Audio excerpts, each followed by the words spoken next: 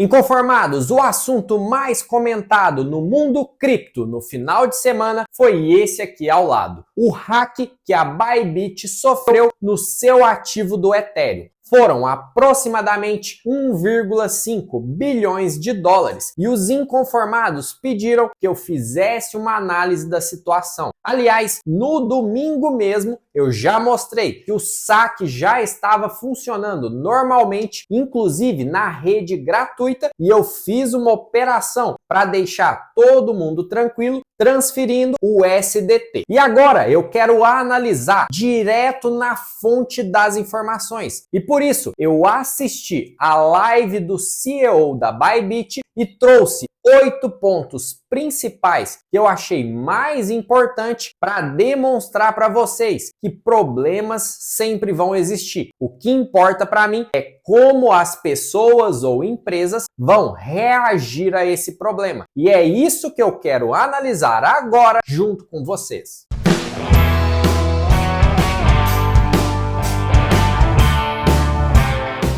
Direto ao ponto, inconformados, eu vou começar por essa imagem que eu tirei aqui ao lado, onde ele explica como aconteceu. Estava sendo feito um procedimento padrão da Bybit de transferência dos Ethereums da carteira fria para a carteira quente. Segundo o CEO, esse procedimento ele é feito de 3 em 3 semanas, dependendo do saldo que tem na carteira. Se o saldo subir muito rápido, esse procedimento pode ser um pouco mais rápido, ou se o saldo subir mais lentamente, ele pode ser um pouco mais demorado. E linkando com essa primeira parte, vem essa segunda parte aqui ao lado que eu separei. O CEO sabia disso? Ele sabia e assinou a transferência. Tem um procedimento que vai subindo em transferências de maior valor e até chegar no CEO. Segundo ele, ele realizou todas as conferências. A conferência da rede do Ethereum, segundo ele, demanda de mais códigos, mas não tinha nada errado na operação. E já falando sobre o que pode ter acontecido, ele levantou duas possibilidades. A primeira possibilidade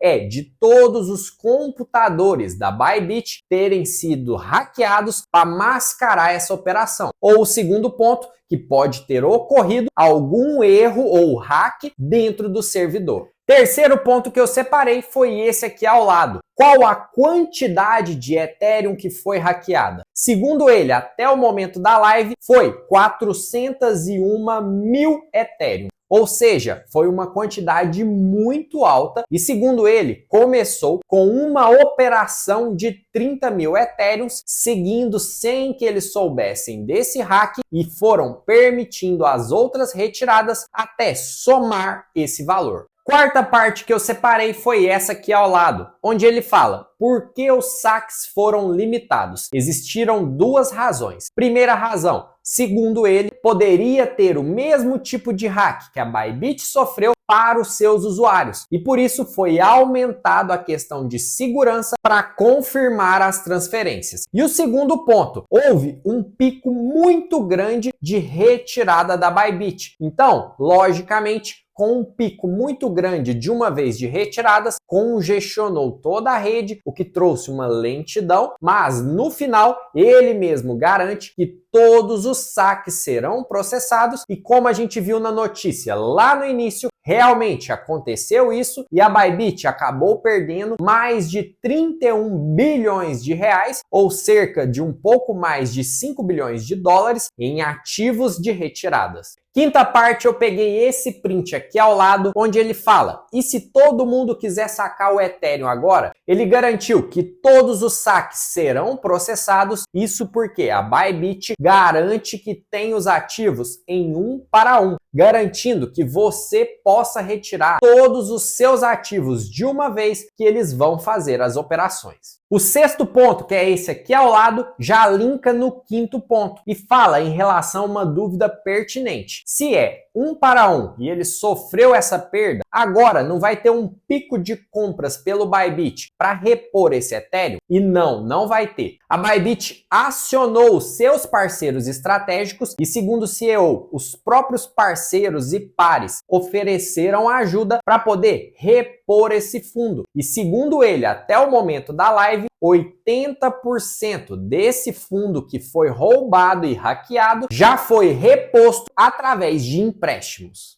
Sétima parte, eu separei esse print aqui ao lado, onde foi perguntado a ele sobre os outros ativos, como que ficam. Ele volta a bater na tecla da questão do pareamento 1 para 1 e deixando claro que se você quiser sacar os seus ativos, você pode sacar, e foi o que a gente realmente viu, pois teve uma saída de mais de 31 bilhões de reais em criptoativos da Bybit, ou seja, não está sendo travada nenhum saque, e isso comprova. E fechando com a oitava parte, que eu separei esse print aqui ao lado, a pergunta que todo mundo queria saber: quanto representava a parte hackeada do total sob custódia do Bybit? E ele responde: representava 1/20, ou seja, se a gente fizer a conversão, representava 5% do total sob custódia do Bybit. Inconformados, e para finalizar, e com o compromisso que eu tenho de transparência com vocês, eu entrei aqui na tela do Bybit para mostrar o que eu estou utilizando dele.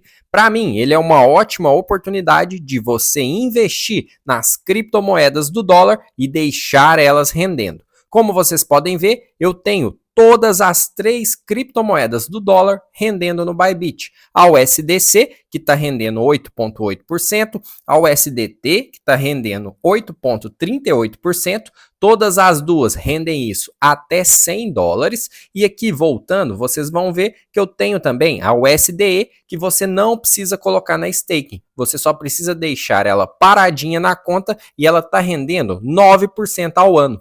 Todas essas opções, para vocês terem noção, estão rendendo muito mais do que a poupança e ainda contam com a valorização do dólar.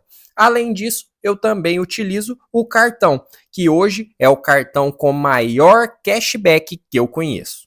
Concluindo, inconformados, agora eu vou dar a minha opinião. Para mim, a postura que o Bybit tomou foi a melhor possível dentro das possibilidades. A gente não viu ele segurando ativos das pessoas, não viu ele falando ou tirando o corpo fora. A gente viu uma ação rápida do CEO que tentou deixar as pessoas mais tranquilas possíveis, porém ele batalhava contra toda uma mídia. Eu mostrei aqui no domingo. Quando a gente soube dessa notícia, foi uma enxurrada de vídeos no YouTube com thumbs em vermelho causando pânico. Notícias com os tópicos, as manchetes sensacionalistas e trazendo mais pânico ainda. E a gente sabe, as pessoas muitas vezes só olham a capa do vídeo ou só olham o título da notícia. Ou seja, elas só veem a parte pior e acabam não sabendo do contexto geral. E isso é muito prejudicial, porque imagina só o